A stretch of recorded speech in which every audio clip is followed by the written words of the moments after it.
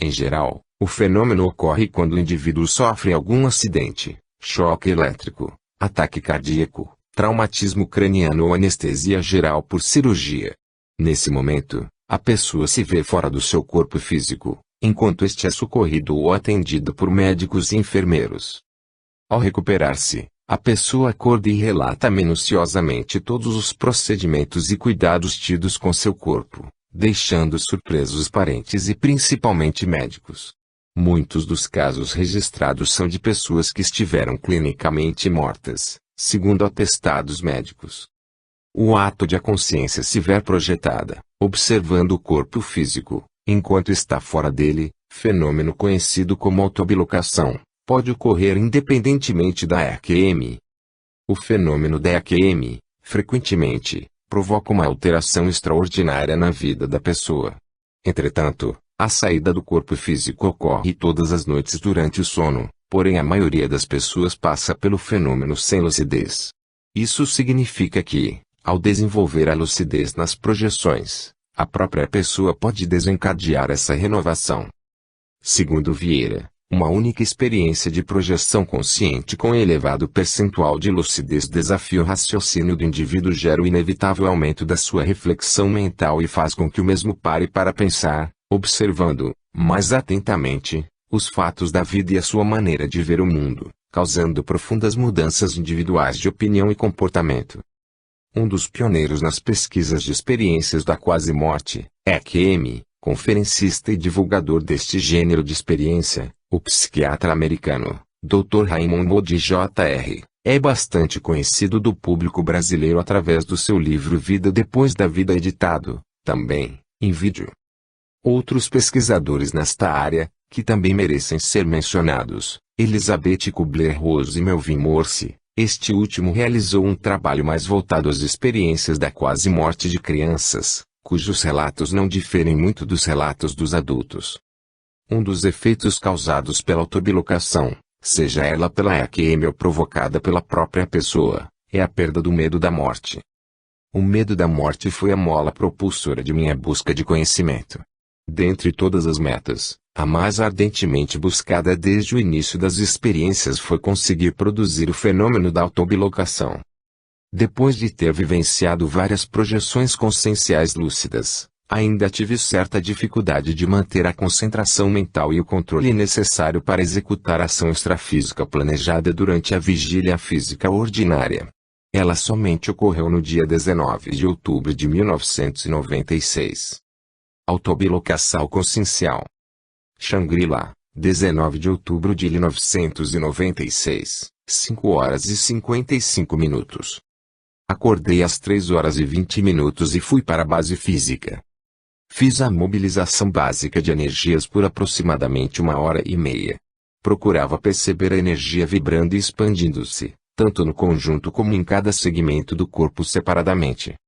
Quando o energossoma ficou expandido e vibrante, comecei a aplicar uma técnica para estimular a glândula pineal. Circulei energias por uma linha imaginária que vai de um ouvido ao outro, passando exatamente pelo centro do cérebro onde se encontra a pineal. Logo depois, deitei sossegadamente sobre meu lado direito visando dormir novamente. Vindo do interior do domicílio, minha lucidez extrafísica surgiu ao chegar à rua em frente à nossa casa. Dei o costumeiro impulso para cima, ergui-me do solo mais ou menos 3 metros, mas algo me travou, contudo a lucidez era extraordinária, quase uma expansão de consciência. Toquei a nuca e senti um feixe de fios maleáveis, semelhante a um cone, mais grosso na base e mais fino conforme se distanciava. Lembrei da agenda extrafísica. Pensei em me deslocar até o apartamento para consultá-la, depois raciocinei, não preciso ir até lá. Lembro dos alvos definidos nela. O primeiro é a autobilocação. Procurei localizar nossa casa. Não havia me afastado muito, e quando cheguei, fui entrando em direção ao dormitório onde repousava Soma, observando portas e paredes se abrindo à minha passagem. Quando entrei no dormitório, senti a presença de uma consciência e observei a posição da cama. Não correspondia exatamente à sua posição intrafísica. Cheguei perto do Soma observando os detalhes do rosto físico e senti uma emoção indefinível. Toquei no ombro e no braço. O Soma estava deitado sobre o lado direito, da mesma forma que havia ficado ao adormecer.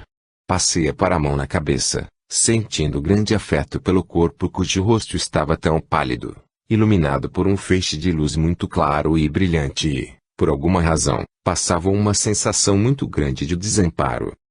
Procurando evitar a interiorização, afastei-me, pensando na segunda meta agendada, exteriorizar energias e, embora isto não estivesse anotado, pareceu-me naquele momento necessário direcionar as energias para alguém. O seguir, caminhava por uma rua de uma região costal muito densa, semelhante às nossas favelas, onde andavam crianças com ciências extrafísicas. Um menino negro olhou-me intrigado e passei a exteriorizar energias em sua direção.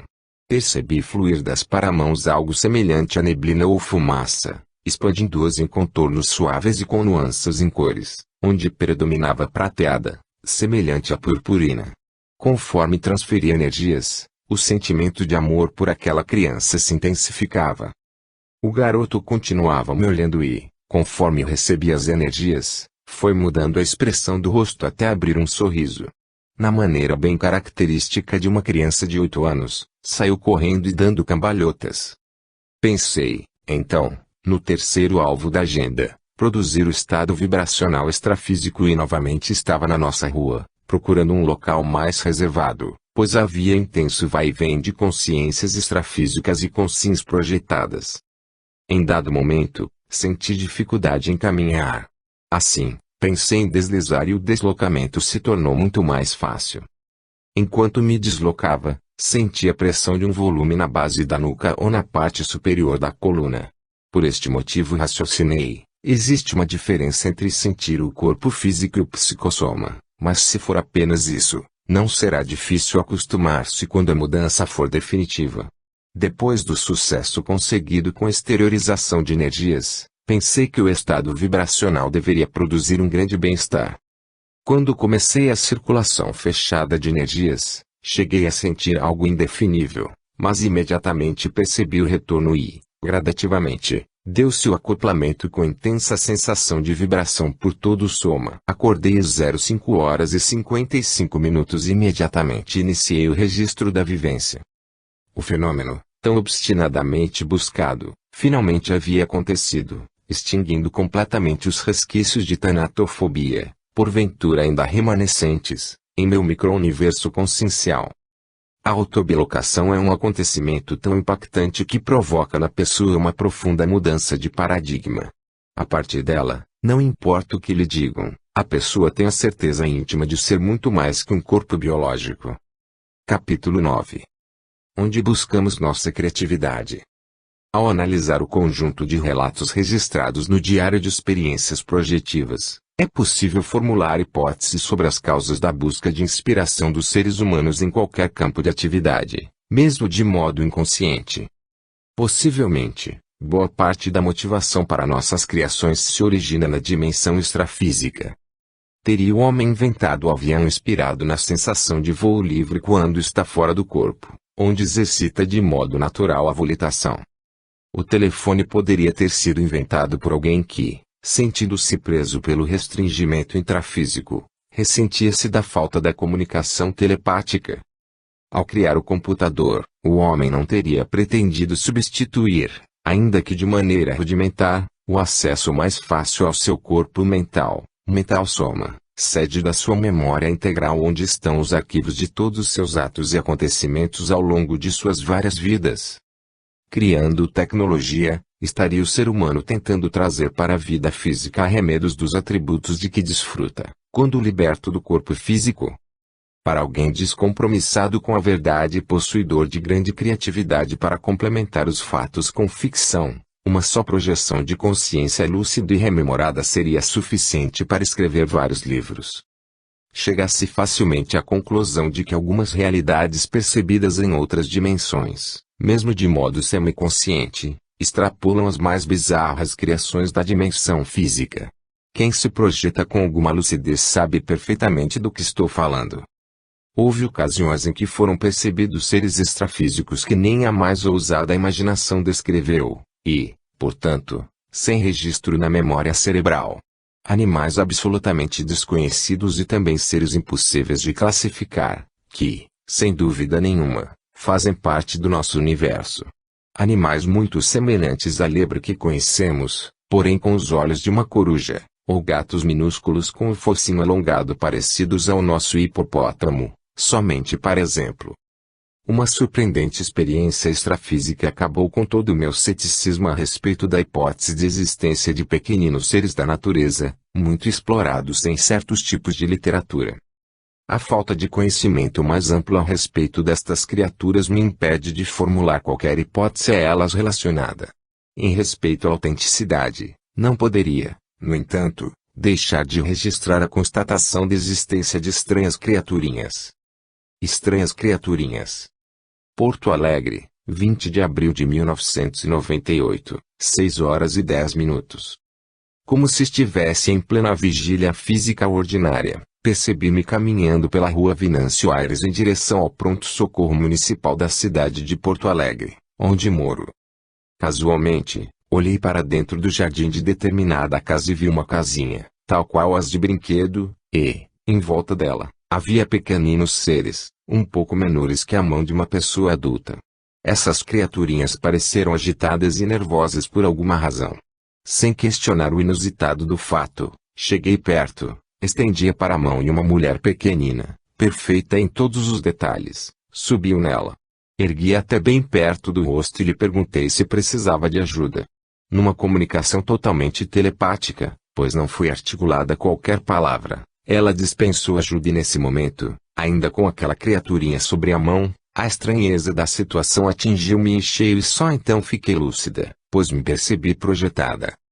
Perguntei se ela queria voltar para a casinha e, sempre telepaticamente, respondeu que sim. Delicadamente depositei-a de volta ao local, virei-me e alcei voo. Nesse momento, estava bem em frente ao pronto-socorro municipal e lembro-me de ter passado através dos fios da rede de iluminação pública do local. Isso causou uma estranha repercussão de onda elétrica em meu psicossoma. O seguir, procurei refrear o impulso de euforia e desci na calçada, procurando me sentir, analisar, ver quais eram meus trajes extrafísicos e ampliar minha lucidez. Olhei-me de cima para baixo. Usava um velho abrigo verde escuro, já descartado na época da experiência. Quando examinei minhas paramãos, além de achá-las muito brancas, vi em meus dedos uma espécie de segmento ou elongação, fato encarado com naturalidade naquele momento. Sabia, instintivamente, que a elongação dos dedos estava relacionada ao ato de volitar. Tentei me concentrar e lembrar um alvo mental, mas não tinha nenhum pré-programado. Pensei, então, em fazer algo que pudesse ser confirmado posteriormente, na vigília física ordinária, mas me senti restringida igual a um balão cativo, sem autonomia para ir aonde queria. As tentativas frustradas e a ansiedade fizeram-me retornar ao soma. Ao acordar, fiz, imediatamente, o registro do evento no gravador com a curiosidade aguçada. Muito embora já tivesse transitado por ali dezenas de vezes, não lembrava da existência de fios e cabos da rede elétrica em frente ao pronto-socorro municipal. Tinha, porém, a certeza de conseguir identificar a casa em cujo jardim havia visto os pequeninos seres. De posse de uma câmara fotográfica, mal consegui conter a curiosidade até chegar lá e constatar a existência da rede de fios e cabos aéreos, tal qual a que havia transpassado de psicossoma. Um pouco adiante, identifiquei e fotografei também a casa com o pequeno jardim. Capítulo 10. Autocomprovações. Em várias ocasiões, tenho tentado produzir alguma prova física de minha atuação de psicossoma. Uma das ocasiões foi quando, aproveitando o fato de estar sozinha no apartamento de Porto Alegre, espalhei uma fina camada de talco no assoalho de tábuas escuras e polidas do dormitório, na esperança de imprimir algum vestígio com os pés extrafísicos, mesmo que fosse num desprendimento inconsciente. O experimento foi um total fracasso. Nesta noite, fui cedo para a cama e apliquei todas as técnicas possíveis. Fiquei horas mobilizando energias, tentando produzir uma projeção consciente, sem êxito. Pela manhã, ao levantar, notei que havia muitas marcas de pés na camada de pó. Durante a madrugada tive necessidade de ir ao banheiro e as marcas eram dos pés físicos. Em outra ocasião, tentei recurso semelhante, espalhando fina camada de talco sobre a mesa da sala. Minha intenção era produzir uma projeção consciente dentro da base física e, mantendo o controle mental, tentar ir até a sala e imprimir as marcas das paramãos no talco ali espalhado. Por vários dias repeti a experiência, sem resultado positivo. Depois de ter lido o livro Aventuras Além do Corpo, de William Bowman, no qual o autor relata alguns experimentos onde se concentrava no objetivo de movimentar objetos durante seus períodos extracorpóreos, obtendo resultados inesperados, porém muito interessantes, fiquei novamente motivada. Lembrava especialmente do experimento onde o autor equilibrava vários lápis em diferentes locais pelos quais passava normalmente, com a intenção de lembrar-se de tentar movê-los estando em estado extracorpóreo. Em lugar de lápis, usei, durante vários dias, folhas de papel precariamente equilibradas sobre uma régua apoiada em 2 banquinhos de cozinha posicionados em local bem visível. Durante o período da experiência, consegui produzir 2 breves projeções, mas em nenhuma delas tive suficiente autocontrole para chegar até as folhas de papel. Em ambas, minha lucidez surgiu em ambiente desconhecido. Na primeira, lembrei do alvo mental estabelecido, mas na tentativa de voltar ao domicílio, sem controle, interiorizei-me no soma. Na segunda, nem sequer lembrei-me do propósito. Em outra ocasião, as folhas amanheceram no chão, mas qualquer brisa noturna poderia tê-las derrubado, e, de qualquer modo, naquela noite, não houve lucidez extrafísica. Tive, no entanto, uma experiência, com excelente percentual de lucidez em que o desejo de produzir uma prova nasceu-me no íntimo da consciência, já em estado extracorpóreo. Produzindo provas. Porto Alegre, 09 de novembro de 1998, 7h15. Acordei às 5h20 com dor de cabeça bem forte. Procurei, então, posição mais confortável na cama para ver se conseguia dormir mais um pouco e despertar bem. Iniciei a mobilização básica de energias e instalei um estado vibracional tão intenso quanto me foi possível nas circunstâncias e procurei relaxar. Ainda deitada, pensava nos operários da construção de um edifício nos fundos do prédio em que vivíamos. Provavelmente começariam a trabalhar logo, fazendo a barulheira de costume. Ouvia, também, o canto insistente de um sabiá nas proximidades, algo normalmente agradável, porém devido à dor de cabeça, naquele momento, representava um incômodo. Devo ter passado por um gap de lucidez, pois, em dado momento, reparei não ouvir o canto do sabiá e nem sentir mais dor de cabeça. Sentei-me na cama, olhei minhas pernas, achei-as muito brancas e compridas. Levantei. Notei não estar no meu quarto e sim num outro, usado para estudos. Porém, naquele momento toda essa situação não me pareceu muito estranha. Retornei ao quarto de dormir e, só então, estranhei ao avistar a janela aberta e um cobertor no chão. Estava sozinha em casa e não lembrava de ter aberto a janela nem de ter deixado o cobertor no chão. Olhei para fora, vi um monte de brita molhada nos fundos da obra e pensei, deve ter chovido. Voltei em direção à sala e quando estava no corredor, entre os dormitórios e o banheiro, refleti, sensação estranha. Estou me sentindo tão leve, devo estar projetada. Dei o costumeiro impulso e comecei a volitar dentro do apartamento. Primeiro tive a ideia de procurar fazer algo a fim de poder, posteriormente, provar a mim mesma que estivera fora do soma. Olhei sobre a estante da sala, vi o elefante de porcelana na prateleira mais alta e pensei, vou ver se consigo imprimir a marca de minhas paramãos no pó que deve estar acumulado na prateleira. Volitei até lá e passei as paramãos em círculos sobre a madeira polida. Fiz isso com muito ímpeto, colocando o máximo de energias possíveis.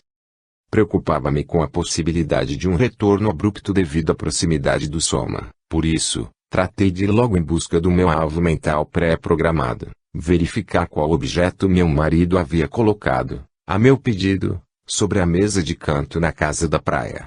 Procurava acessar há dias através da clarividência viajoura ou projeção consciente ainda ignorava qual seria. Atravessei a janela da sala com a veneziana fechada e senti uma intensa sensação vibratória, semelhante a um choque elétrico. Cheguei a volitar sobre copas de árvores no quintal da vizinhança, mas já tinha plena consciência de que não iria longe, pois a repercussão ou efeito de atravessar a janela fechada me levaria de volta ao soma, e realmente comecei a me sentir sugada, acordando às 7h15. Abri a janela. Vi que havia chovido. Havia, porém, um sol tímido e a manhã se apresentavam tal qual vista durante a projeção. Quando fui verificar se havia conseguido imprimir minhas paramãos no pó acumulado sobre a estante, observei-o levemente remexido, contudo não havia sinais dos meus dedos ou das mãos impressas nele. Bem no íntimo, tenho dúvidas de ter conseguido realmente alterar as partículas de pó, mesmo estando notadamente com aspecto remexido, como se tivesse sido tocado por pano ou espanador, sem ter sido removido, justamente, do lado direito da estante onde fiz a tentativa extrafísica de produzir uma prova física. Apesar da relutância em admitir integralmente a prova física, ninguém além de mim mesma poderia ter tocado naquele local. Primeiro, fazia mais de 30 dias que a prateleira mais alta da estante não havia sido limpa nem lustrada. Segundo, não costumo usar espanador e só é possível alcançá-la com auxílio de uma escada e por isso mesmo não me ocupo dela com muita frequência. Capítulo 11. Confirmações posteriores. O registro minucioso e imediato das ocorrências projetivas é fundamental para uma pesquisa eficaz. Quanto mais tempo passar antes de registrarmos uma projeção, tanto mais difícil será lembrarmos dos detalhes. Algumas ocorrências podem ajudar para confirmações posteriores das experiências fora do corpo, por exemplo, leitura de placas, localização, clima, os tipos de energias gravitantes nos locais visitados, acidentes geográficos, se dia ou noite e outros fatores. Os episódios a seguir mostram a necessidade e o acerto dos registros de todas as experiências extrafísicas pessoais. Identificando as energias de um ambiente. Shangri-La, 23 de setembro de 1996, 7h. Deitei-me sozinha na base física, com pouco sono, e iniciei a mobilização básica de energias. Tinha a finalidade de produzir uma projeção consciente. Durante os exercícios bioenergéticos sentia variadas sensações de toques sutis e aragens no rosto. Quando comecei a sentir contrações involuntárias, tive vários flashes, mas acabei dormindo, obtendo sonhos confusos. Acordei às 5h05. Novamente iniciei os exercícios energéticos até ficar cansado da posição em decúbito dorsal e deitei sobre meu lado direito. Adivei o estado hipnagógico e sentia-me em decúbito dorsal. Na verdade essa era uma impressão do psicossoma, pois o soma continuava deitado de lado. Tive, a seguir, forte mioclonia, com o parabraço direito saltando para o lado. Senti perfeitamente vários reencaixes. Perdi a lucidez e seguiu-se mais um sonho confuso. Às 7h, acordei e através da janela do banheiro vi que ainda estava escuro. Grossas nuvens forravam o céu. Deitei-me novamente e a lucidez surgiu quando caminhava por um corredor, parecia ser de um hospital. Passei por um homem, ainda jovem, com aspecto de sonâmbulo, não sei se era consciente ou consciex. Ele tinha manchas em parte do abdômen, no rosto e costas, semelhantes a tecido necrosado. Fiquei observando e pensei, está com câncer e veio aqui para se tratar. Segui em frente, atravessando outros aposentos, até um quarto onde me pareceu que deveria encontrar alguém, mas a cama desfeita estava vazia. Voltei, então, pelo mesmo caminho, pensando em observar tudo para não esquecer detalhes. O prédio estava sendo pintado, pois as paredes eram da cor de cimento e havia latas de tinta e pincéis sobre folhas de jornal num canto da casa. Ao passar por determinado aposento, tive a visão da parte de uma rua. Observei pequena árvore um pouco inclinada na calçada do outro lado da rua. Pensei, vou observar este prédio com cuidado, pois está localizado no bairro Menino Deus e quando chegar a Porto Alegre vou pegar o carro e descobrir onde fica. Pareceu-me que o prédio estaria localizado em uma esquina, com duas frentes. Era uma casa antiga, estava sendo reformada. Tentarei localizá-la.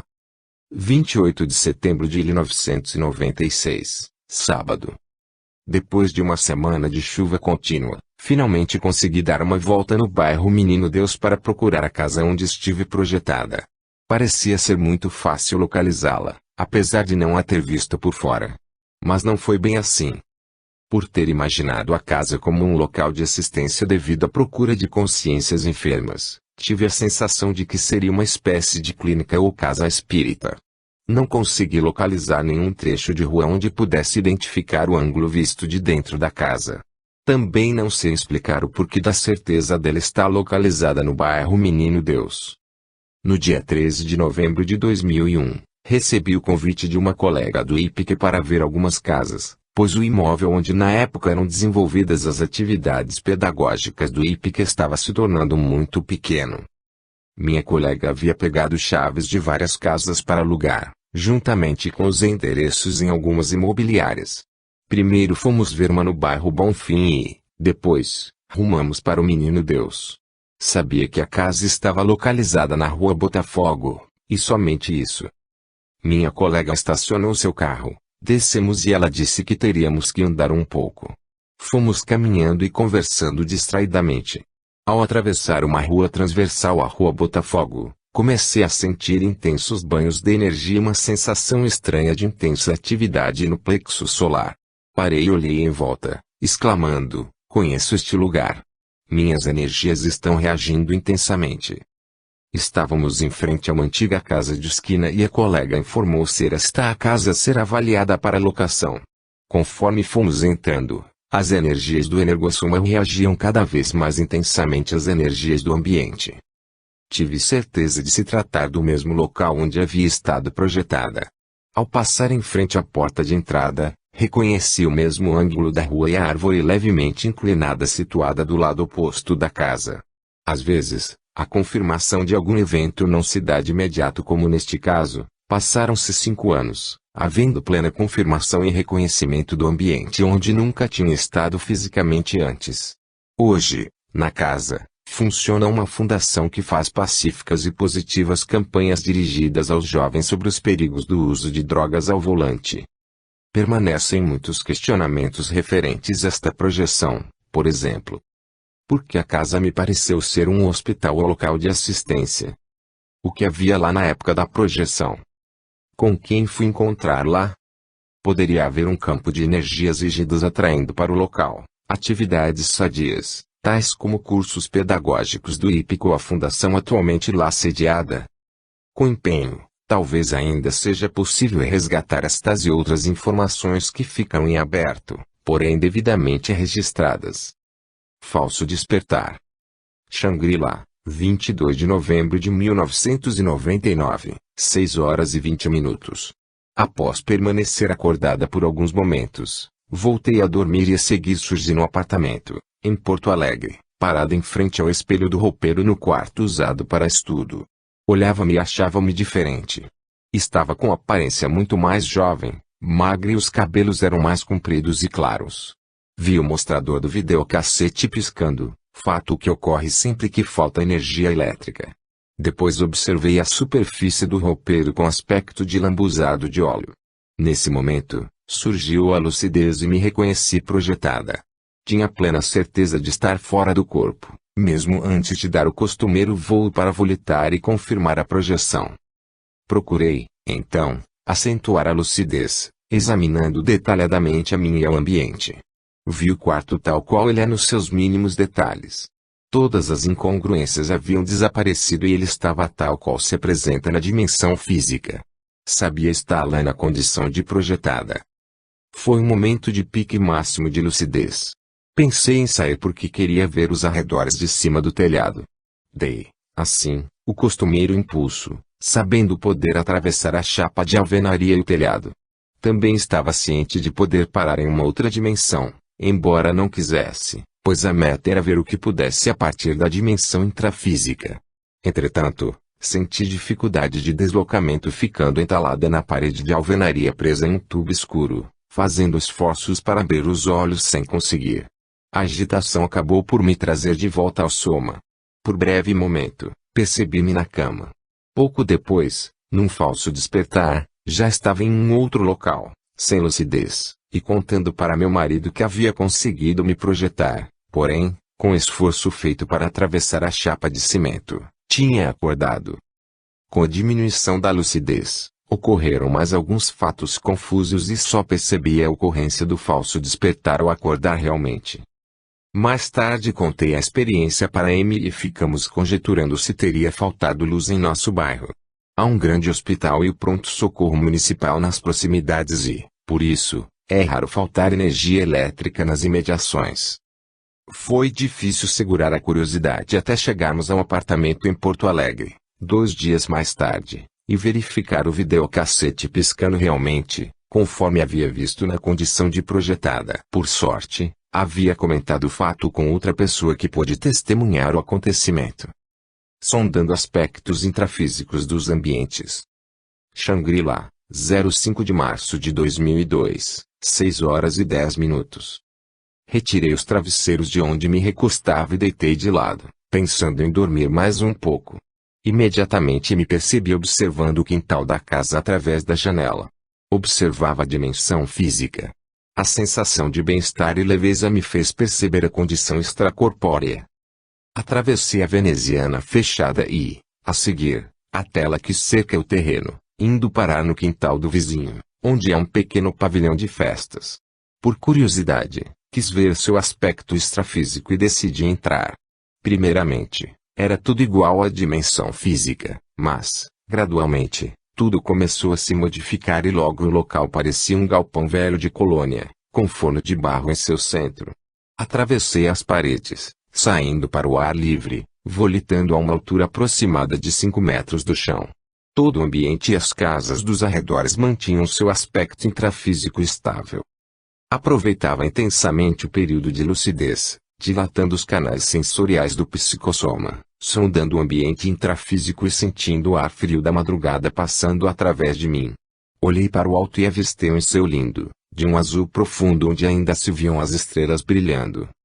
Fazia esforços para ganhar altura, volitar mais alto, sem conseguir. Parei sobre o pilar da cerca de tela da casa de um vizinho, cerca de 150 metros adiante da nossa casa, para descansar. Decidi retornar pelo mesmo caminho, nossa rua, pois queria aproveitar o excelente percentual de lucidez para examinar detalhadamente os arredores. Saí volitando com dificuldade e, imaginei que o pilar onde estivera pousada havia se agregado aos meus parapés. Continuava bem lúcida observando detalhes insuspeitados dos telhados das casas dos vizinhos. Reparei um corte do telhado da casa em frente à nossa, nunca imaginei existir. Consegui manter minha observação da dimensão intrafísica até chegar à frente da casa de outro vizinho. Depois dela a paisagem pareceu diluir-se. Estava fazendo um considerável esforço para permanecer fora do corpo. Sentia que se relaxasse, mergulharia imediatamente no soma. Para certificar-me se o raciocínio era correto, relaxei e, exatamente como se fosse puxada por tira elástica invisível, mergulhei no corpo biológico, com a mesma repercussão de queda sentida ao descermos ladeiras em um carro a grande velocidade. Acordei no soma sem perda de lucidez, sentindo uma incrível sensação de bem-estar com a prazerosa vibração proporcionada pelos banhos energéticos. Posteriormente, pude confirmar o aspecto interno do pequeno pavilhão de festas do vizinho e o corte no telhado da casa em frente foi visto ao subir no telhado da nossa casa para verificar um problema com a antena parabólica. Ainda é um mistério para mim o mecanismo da volitação ser às vezes tão livre e fácil, e tão difícil em outras, em algumas ocasiões, até impossível. Sei que tem a ver com a densidade do psicossoma, com os ambientes mais ou menos densos. No entanto, deve haver uma forma de controlar e dominar melhor este mecanismo. Preciso de mais aptidão para utilizar com mais desenvoltura e autonomia este veículo consciencial. Capítulo 12. Visitando outro país. Mesmo que a projeção consciente seja fruto do acaso, é importante procurar identificar o local onde se está. Além de instrutivo pode, eventualmente, servir para confirmação e reconhecimento intrafísico em uma possível visita. O currículo projetivo da Consciem pode ser enriquecido, inclusive com o registro de excursões a outros países, reduzindo a ociosidade das 8 horas de sono ao longo do dia, definitivamente, um desperdício de tempo em nossas vidas. A consciência não tem necessidade de repouso. O corpo biológico sim. Daí a importância de investirmos na lucidez para fugirmos da condição de restringimento ainda sofrido por milhões de consciências, que, devido ao condicionamento da necessidade de sono do corpo, dormem dentro e fora de seus veículos biológicos. O relato a seguir registra a experiência na qual me percebi em um país estrangeiro reconhecido com certa dificuldade. Comunicação gestual. Porto Alegre, 08 de junho de 1998, 7 horas e 20 minutos. Estava com muitas dores na coluna e costas, desde o início de abril e, quando terminei de licionar o nível 3 do curso de Projeciologia, P3, dia 16 de abril de 1998, mergulhada na pior crise de dor já experimentada, desde a cirurgia, ocorrida em 29 de novembro de 1991. A sensação é de haver uma espécie de torniquete mordendo os nervos e tecidos da região lombar esquerda, deixando-me aniquilada. Sexta-feira, dia 05 de junho de 1998, decidi suspender todos os anti-inflamatórios, pois não abrandavam a dor e estavam causando estragos ao estômago. Procurei manter um repouso forçado, tomando apenas meio comprimido de calmante à noite para poder dormir. No domingo, após ingerir os medicamentos receitados para aliviar as dores, às 22 horas e 30 minutos, não tive um sono contínuo. Levantei algumas vezes, mas quando deitava, dormia logo. Pela madrugada, os períodos de sono tornavam-se cada vez mais curtos. Olhei o relógio a última vez às 6 horas e 40 minutos.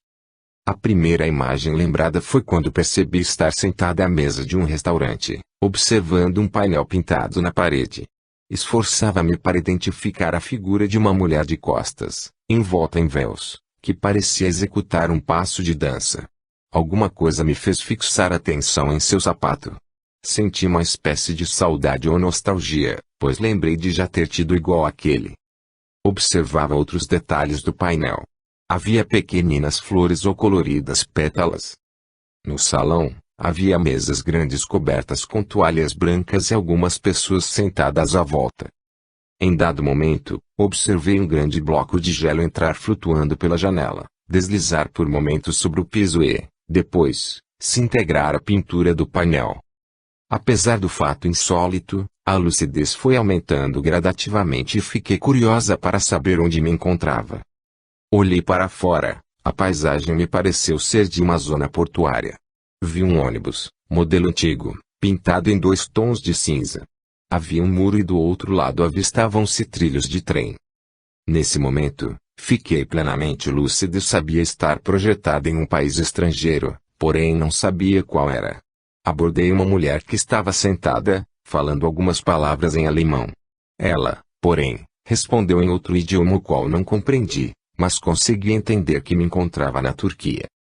Desci uma escada. O restaurante se localizava num sobrado que pude ver melhor quando cheguei à rua. Saí a andar procurando placas nas quais pudesse me orientar. Vi estranhos rabiscos em muros, contudo não consegui decifrá-los, pois não me pareciam letras. Fui deslizando pela rua, muito lúcida, me esforçando para identificar o local. Pude ver que era uma cidade antiga sem edifícios, com ruas estreitas e calçadas de pedras. Em dado momento, pensei estar me afastando em direção à periferia e lá seria mais difícil identificá-la. Avistei 2 mulheres negras em grande horta cercada por um muro de alvenaria abaixo, parte de alvenaria e parte de tela. Observei suas roupas, vestidos brancos, longos, abotoados até o queixo e, na cabeça, espécie de turbante ou barrete, também branco. Passei bem perto delas, coloquei a mão no peito de uma, num gesto de cumprimento, e ambas expressaram palavras articuladas numa língua desconhecida, mas entenderam o gesto de cumprimento, pois ao me afastar, olhei para trás e uma delas abanou-me. Falávamos idiomas diferentes e nosso entendimento foi gestual. Continuava buscando algum detalhe confirmador do local onde me encontrava, com certa urgência, pois se manifestavam sinais do cordão de prata chamando para o retorno. Este se deu sem perda de lucidez em meio a intensos banhos energéticos. Aparentemente vivemos vidas paralelas, a vida intrafísica e a vida extrafísica. Ao que tudo indica, o grande objetivo da evolução é buscar a unidade entre uma e outra. Ou seja, transformar estes dois tipos de vida quando alienada e robotizada, em algo integral, inteiro e completo, de modo que quando estivermos na vigília física ordinária, ou projetados, venhamos a saber exatamente quem somos, de onde viemos, para onde vamos, quais nossos atributos conscienciais, qual a nossa procedência extrafísica, em vigília multidimensional permanente. Conscientes podem ter experiências extrafísicas importantes e inesperadas, mas se não houver lucidez para avaliar a magnitude e motivar a consciência a buscar vivências cada vez mais esclarecedoras, de nada valem. Clarividência viajoura extrafísica. Shangri-La, 17 de novembro de 2001, 6 horas e 05 minutos. Ao finalizar a TENEPES às 5 horas e 45 minutos, deitei de lado, para tentar dormir um pouco mais. Apesar de sentir a psicosfera bastante expandida e ativa, uma intensa soltura das energias do energossoma, estava relaxada e uma agradável lassidão me invadia progressivamente. No momento seguinte, já me encontrava parada na esquina da confluência das ruas Ramiro Barcelos e Oswaldo Aranha, em Porto Alegre, conversando com certa jovem gordinha e muito simpática. Chovia e ambas usávamos guarda-chuvas. Subitamente, um pé de vento forte ergueu-me do solo. Inconsciente quanto ao fato de estar projetada, comentei. Esta é a primeira vez que quase consigo volitar sem estar projetada. Porém, a leveza e facilidade com que o vento me levava, despertou-me para a condição extracorpórea e fiquei lúcida. Imediatamente tomei impulso e volitei alto. Fiz várias evoluções no ar em plena chuva. Houve uma redução no percentual de lucidez, provavelmente provocada pela euforia extrafísica, causando a perda de lucidez e, consequentemente, da rememoração. O seguir, sentada aos pés da cama onde o M estava deitado, observava a chuva, através da janela de nosso apartamento de Porto Alegre. Fazíamos comentários sobre a chuva, quando comecei a perceber uma estranha pressão no chakra frontal intensificando-se, e logo, transformando-se em vibração. Na sequência, abriu-se uma imagem onde via a paisagem de parte de uma cidade. Logo, movimentava-me em direção à cena que atraía com força magnética.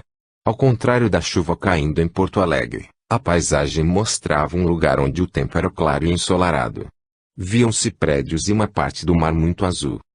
Minha lucidez retornou num pique máximo e fiz uma pergunta mental, pois percebi estar sendo levada por uma consciência amparadora. Que lugar é este? A resposta veio rápida. Isto é Portugal. Você vai conhecer a IAC 22. Apesar da lucidez, não tinha controle sobre meu deslocamento. Teria gostado de poder observar melhor a paisagem, mas volitávamos muito rápido. Quando diminuiu a velocidade, pude ver em primeiro plano, a ponte de alvenaria, sobre um braço de mar, antiga e sólida, encimada por duas torres, uma em cada extremidade ou entrada. Depois sobrevoamos prédios, nos distanciamos da zona urbana e chegamos a uma paragem com muitas árvores e vegetação. Quando alcançamos um local que supus ser a IAC, desejei entrar no prédio e já me percebi atravessando o telhado e entrando em uma sala de aula, porém via tudo de cabeça para baixo. Fazendo pequeno esforço com o impulso da vontade, assumi a posição normal. Procurei manter o controle, porém banhos de energia e uma intensa sensação vibracional me fizeram perceber o rápido retorno e o acoplamento ao soma. Capítulo 13. Além do esperado. Muitas das nossas capacidades nos infinitos campos da vida humana podem estar adormecidas devido ao restringimento causado pelas limitações de atuação do cérebro físico. A teoria, aliada à prática, resgata habilidades conquistadas através do esforço pessoal, seja durante os períodos de vida intrafísica, seja durante os períodos entre vidas, ou intermissão. Algumas experiências podem ser inesperadas, justamente por não sabermos exatamente quais as capacidades e habilidades já conquistadas. Nas experiências projetivas, a seguir, é possível fazer uma pequena avaliação de capacidade já conquistada, e não aproveitada, justamente por falta de lucidez e autoconhecimento. Exoprojeção. Shangri-La, 27 de setembro de 1998, 7 horas e 15 minutos. Adormeci e logo me percebi em algum lugar no alto. Olhando para baixo, observava um mato, onde a maioria das árvores eram pinheiros, os quais podiam ser identificados por possuírem copas pontudas. A lucidez manifestava-se gradualmente pela estranheza do lugar. Percebi ao meu lado um enorme isolador de vidro. Observando os arredores, fazia grande esforço para lembrar-me de onde estava, até ficar lúcida, pois compreendi estar projetada. Encontrava-me sentada sobre uma torre de transmissão de energia. Sentia-me triste e o fato de me perceber projetada, excepcionalmente, em nada mudou minha disposição. A semana havia começado mal, as dores não me davam trégua e, para piorar, quando chegamos a Shangri-La, descobrimos que Bina, a cadelinha de rua, nossa companheira durante os últimos 3 anos, havia morrido. A autoconscientização extrafísica trouxe-me à memória os fatos desagradáveis ocorridos na dimensão física. Desgostosa, segui um impulso e saí volitando. Queria ir cada vez mais longe, possivelmente para fugir de mim mesma. Deslocava-me em velocidade supranormal por uma região onde havia pouca luz, até algo me travar. Tive, então, uma visão extraordinária. A curvatura da Terra iluminada pelo Sol, do lado oposto de onde me encontrava. A visão era semelhante à que se pode observar em algumas ocorrências de eclipses. Concluí ter me afastado da Terra pelo lado que naquele momento, não era iluminado pelo Sol. De longe, podia observar os seus raios formando uma coroa luminosa em torno da Terra que estava situada em primeiro plano. Fiquei surpresa e fascinada. Pensei em ir mais longe, mas a magnitude da experiência cobrou seu tributo e comecei a sentir o retorno numa velocidade inacreditável para os padrões humanos. Lentamente, fui tomando consciência de minha realidade intrafísica, até acordar completamente encaixada no soma. Não havia programado essa experiência e, apesar de saber de projetores veteranos que conseguem projetar-se a outros planetas, nunca estabeleci este alvo mental porque não me supunha capaz de ir tão longe. Não sei se foi pela euforia da nova perspectiva ou devido à grande quantidade de energia imanente absorvida. Quando acordei, a tristeza e depressão havia se dissipado completamente. Algum tempo depois tive nova exoprojeção ocorrida em momento bastante complicado da vida. Disco azul. Porto Alegre, 05 de fevereiro de 2004, 7 horas e 15 minutos. Concluída a TENEPES às 6 horas e 15 minutos, voltei a dormir. O seguir, percebi-me andando pela Avenida Independência, que se apresentava tal qual é na dimensão física na altura da Rua Céu Vicente, em Porto Alegre. Talvez pelo fato de andar, frequentemente, no local, o condicionamento proporcionava a sensação de estar na vigília física ordinária. Distraidamente, olhei para cima e notei 4 homens a relativa distância, um do outro, sentados imóveis no meio da rua, porém alguns metros acima do solo. Pensei, de que maneira aqueles caras podem estar ali? Se eles podem fazer isso, também posso, devo estar projetada. Dei o costumeiro impulso e saí volitando numa incrível sensação de leveza e liberdade. Subi, passei por nuvens e perdi a noção da velocidade, até parar, olhar para baixo e ver a Terra parecendo um disco azul entre nuvens. Não fiquei assustada. Apenas curti a indizível sentimento de liberdade e afastamento de tudo que representa a dimensão física, consciente de ser apenas uma pequena pausa da pesada carga de conflitos, problemas e afazeres por ela representados. Logo relaxei e, simplesmente, me soltei consciente de a descida ou queda não representar risco para minha integridade. Sabia que não haveria impacto ao chegar à Terra. Desci numa velocidade vertiginosa e acabei dentro do corpo físico, numa incrível sensação de bem-estar e felicidade. Capítulo 14. Chuva extrafísica. A dimensão física, a dimensão extrafísica comum e a dimensão mental são diferentes entre si. Cada qual estrutura-se sobre energias que vibram em níveis diversos de frequência, e níveis de consciência, também, distintos. As dimensões existenciais têm leis próprias que as governam de acordo com as suas características, e não podem ser aplicadas fora delas. Nos relatos a seguir, fica evidente a diferença de percepções de fenômenos naturais que tanto podem ocorrer em uma dimensão como em outra. É diferente a sensação de contato do fenômeno conforme o tipo de veículo utilizado pela consciência no momento. esquecendo conflitos. Porto Alegre, 27 de dezembro de 1999, 01h40. Depois do primeiro sono da noite, entre 23h45 e 1h, permaneci acordada, mas sem o costumeiro desconforto e até sentindo um agradável relaxamento, embora estivesse fazendo muito calor. Ouvia o zumbido do aparelho de ar-condicionado, tentando dar uma sequência à mobilização básica de energias, mas a lucidez era instável. Durante alguns momentos, perdi o contato com a realidade, pois meu estado hipnagógico se aprofundava. Nesses momentos, ouvia barulho de chuva. Quando procurava apurar a audição, o barulho da chuva cessava e ouvia somente o zunido do condicionador de ar. Cheguei a pensar que poderia estar confundindo o ruído do aparelho com o ruído de chuva. Esta sequência repetiu-se durante algum tempo: lucidez, ruído do ar-condicionado, hipnagogia, ruído de chuva. Tentei manter o relaxamento psicofisiológico, sem perder a lucidez, na tentativa de produzir uma projeção consciente, porque, a esta altura, já tinha certeza de que o ruído de chuva era extrafísico. Meu esforço foi em vão, pois a perdi assim mesmo e por alguns momentos percebi-me dentro do auditório do IPIC.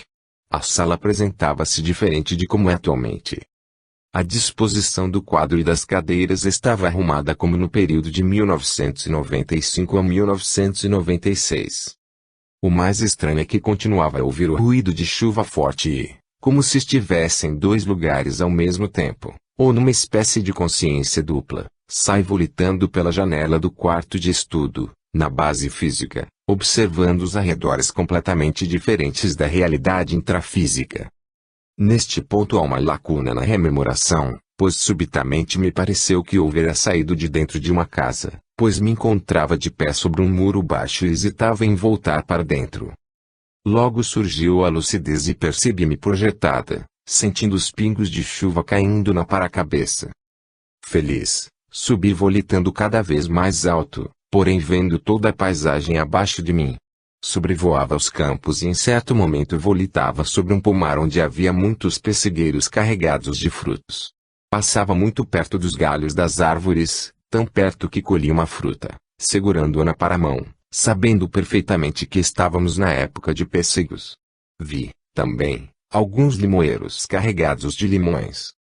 Enquanto desfrutava daquele lugar aprazível, procurava lembrar os atos e pensamentos tidos durante o dia, tentando fazer uma conexão mais perfeita entre a minha vida física e extrafísica. Constatei que os conflitos enfrentados no dia a dia da intrafisicalidade não têm muita importância quando examinados a partir de outra dimensão, pois logo esqueci todos eles, sentindo-me muito bem, volitando cada vez mais alto. A chuva continuava aí, em dado momento, volitava sobre terra amarelada, tipo saibro, com grandes poças d'água, e algumas vacas a pastar por ali. Uma delas demonstrou ter me percebido e, para chamar a atenção dos animais, joguei o pêssego verde, que ainda carregava, em sua direção. Ela saiu correndo. Tenho a sensação de que minha vida palpitava de maneira tão inteira e completa em todas as partículas das quais sou constituída que por um instante entendi claramente a maneira pela qual o psicossoma se liga ao soma. Impossível expressar em palavras a sensação de expansão de consciência desfrutada por breves segundos. Sentia-me tão plena de energia, gozando daquela liberdade e, pela primeira vez, pude constatar a deliciosa sensação de não precisar respirar, momentaneamente livre da condição de fôlego humano. Infelizmente, uma coisa leva a outra e por lembrar da respiração, lembrei, também, do corpo biológico e instantaneamente acordei sem perda de lucidez.